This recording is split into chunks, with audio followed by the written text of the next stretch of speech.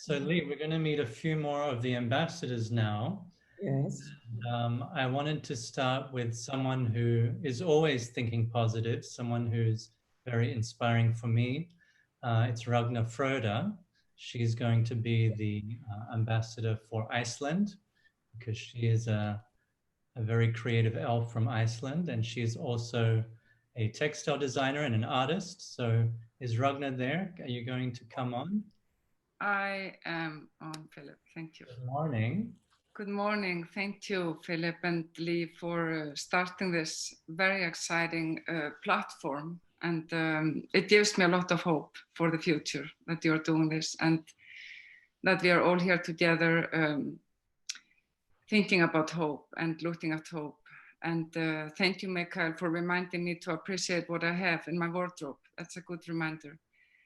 I am going to be the ambassador of World Hope Forum for Iceland. I'm Icelandic, and my background is in textile and fashion design. And I studied in Paris in the 90s. And when I came back to Iceland after studying in Iceland, in Paris, I realized how limited Iceland was at the time for designer. You know, we had very few design companies. You could count them on one hand.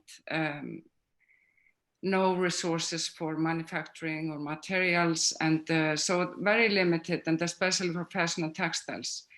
But I also realized and experienced myself that there's also an opportunity to be on an island in the middle of nowhere as a creative person, because you are kind of away from old calendars and systems and old heritages. So it's also a place where it's an opportunity to kind of tune into your own tone and kind of develop your own identity as a creative person, because there is no one disturbing you and you can do whatever you feel like doing. And that's very much the attitude of Icelanders in general. We are very solution-based and resourceful nation, and we kind of are flexible and spontaneous, and probably characteristics from the Icelandic weather. And also the fact that we have a big part of the year, we have darkness, and then we have 24-hour daylight, couple of months in the summer, and the earth is regularly shaking, and there's kind of always those swifts. So we have characteristics that are very good to, and kind of always to look at the bright side, or how can we find a solution to things, and how can we kind of figure things out. And we even have a saying in Iceland, we'll figure this out. And in the past 20 years, the landscape has changed a lot in Iceland. We have now a BA program at the University of the Art for design and fashion, and also MFA program in design, but it's only about 20 years old, so it's very young. And we also have a center called Center for Design and Architecture, which organizes Design March every year.